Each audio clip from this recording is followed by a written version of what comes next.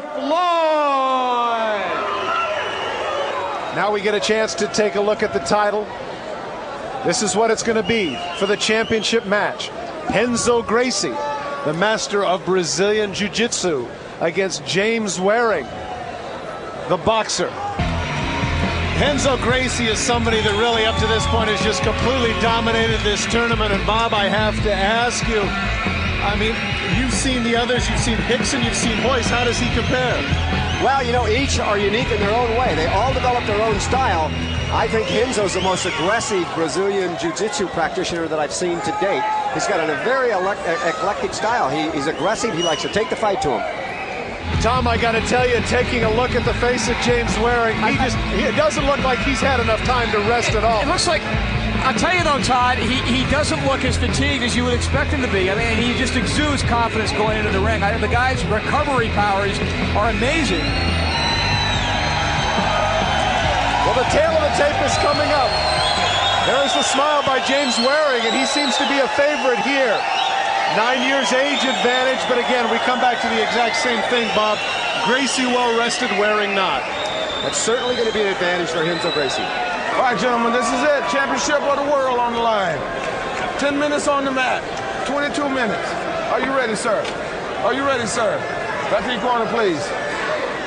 One of the things that stands out here, Waring didn't even have enough time to change the tape on his hands. That's the same tape, Bob, that he wore in the first fight. This got to be a disadvantage. It's sweaty and soft. Absolutely looks like it.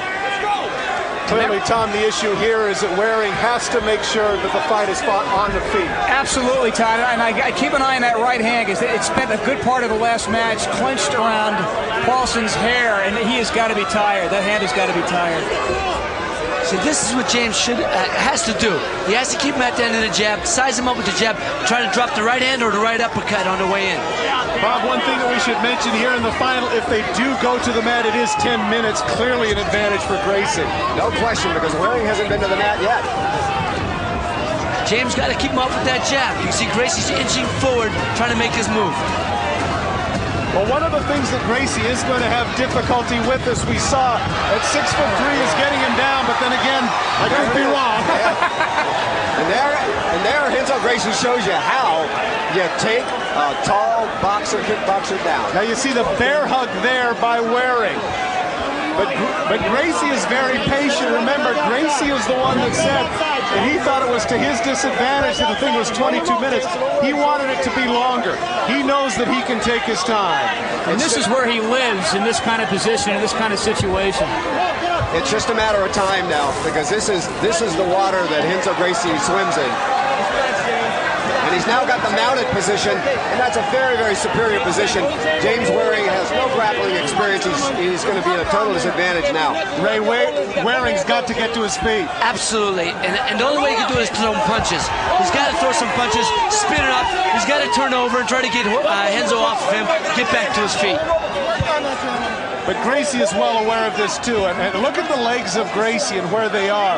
You know, you mentioned that there was some artistry and there was some geometry involved. Note that the legs of Gracie never seem to stray from the midsection. His balance is always there on top, Bob. That's exactly right. This is what the Brazilians call the mount position, and it's a very superior position. And if you don't know how to get out of it, you're in for a bad night. You had a chance to see the right leg of Gracie. Evidently, he was involved in a fire as a youngster. You could see the leg very well scarred there, but it certainly hasn't been a deterrent to his using his legs. Now, Renzo's doing exactly what his fight plan is. He's going to try to punish James Waring, use up his energy, and when he feels the time is right, he'll go for an arm lock, a neck lock, or a choke. Well, one of the things you see here, which is surprising, he's got the side headbutts there. And basically, it's not a situation, Ray, of going toe-to-toe with Waring. It's now more belly-to-belly, and certainly the advantage is Gracie's. This is Gracie's ring. This is his world. He tapped out. That's it. It's all over. He tapped out. He got him in a neck crank, and that was it. You know what? It may have been the neck crank, Bob, but I genuinely believe that Waring just didn't have it to give. Ray, he just didn't have the energy. No, he didn't. After a long fight last time, he just didn't have the energy. You're absolutely right. Well, Bob, it was meant to be for Gracie. Everybody talked about that he was going to be the favorite. Certainly there was an advantage in terms of the fact that he was well rested, but you got to give him his due. He ended his matches earlier. Absolutely. He's the one that made him short. And again... Well, the big issue here, Tom, was getting him down in the first place. Absolutely. That's where he wants to be. That's where he lives. That's where he's going to do his work. And once he gets him down, I mean, he can stay there all night. It's just a matter of time, as Bob said, before he's going to get into a position that's just going to wearing down. And, of course, he was in no position to really go for the long distance after that brutal fight right before this one. Bob, let's take a look at the tap out. I wasn't so sure that he had a neck crank as much as he was just gassed. This is the same neck crack that I showed Ray a couple days ago, and it's incredibly painful. And he's got his weight down on him, and there's just no way to sustain it. You get a broken neck if you don't tap out. And you saw the left hand, and once again, Renzo Gracie, very conscientious of being the sportsman. Watch the left hand go down, tapping out. It's all over for him. And you saw the hand across the throat and against the back of the neck. He's putting his weight on it, and it just puts intense pressure in the back of your neck. Let's get up to Richard with the winner, Renzo Gracie. Richard. Renzo Gracie, the tradition continues. Wonderful job. What was your strategy? I mean, I think it was reasonably obvious to those watching, but just from your own words, you're fighting a boxer. He's known for a powerful right hand. You did the obvious thing, take him down to the ground. Yeah, I feel that powerful hand. It's growing something on my head here now. I just did what I know. There's fight grappling, and I grapple him. If he knew some grappling, he would make me sweat a lot to win. Or maybe the result could be different. Wonderful. I mean, obviously the end mount position again was a classic jiu-jitsu. Did the job. Congratulations, Renzo. Thank you very much. Okay, James. Obviously you'd still be a little tired. Give me your feelings coming out here before you even entered the ring. I mean, there wasn't much time for you to recover. You know, I don't like making excuses. Yeah? I'm very sorry I lost. But, back in my thigh was catching cramps. I tried to flip him, but my leg caught cramp, and he won the fight. Thank God for him, and I lost. I'm sorry. Okay, nothing to be sorry about. Wonderful effort. Great sportsmanship. I'd like to introduce Christopher Peters. Chris, this was your night, World Combat Championships. I think nobody could say we didn't have some amazing athletes in here tonight, and the expertise was unbelievable. Yeah, every athlete in here was world class. Their conditioning, I was totally blown away. These guys are great fighters, got some great fights.